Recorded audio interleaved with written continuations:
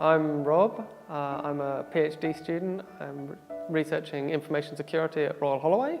Well, I'd kind of heard about it. I'd kind of known it was a thing for a few years. It'd been something that I thought, if I had the opportunity to do one, then I might want to kind of do an alpha course.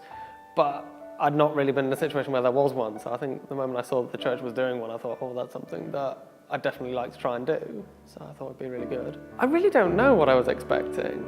It did seem to be that it was for people who might not know anything at all. So it didn't really assume too much knowledge. So it would be for quite entry level and would be quite accessible.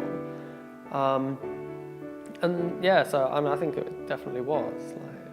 I kind of went into it I was curious about God and about what I could learn about that.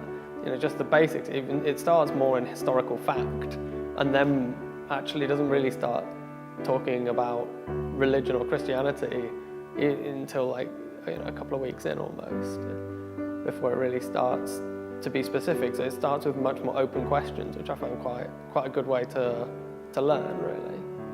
So on the Saturday morning alpha, we'd turn up, kind of drag ourselves out of bed and turn up slightly bleary-eyed, and all sit around the table and have breakfast together, which was really nice. And then after kind of catching up and finding out how we're all doing, we then go up into the other room in the crypt, and then we watch our week's alpha video, and then just kind of sit around in a circle and just have a discussion about it. I think there were a few kind of talking points to inspire the conversation, but normally we'd have plenty of material from bits of the video that had jumped out at us that we wanted to discuss further. The Holy Spirit weekend was just brilliant. We got to go away from the normal church setting to go somewhere new and spend a couple of days really, digging into a lot of the more complicated issues and discussing things.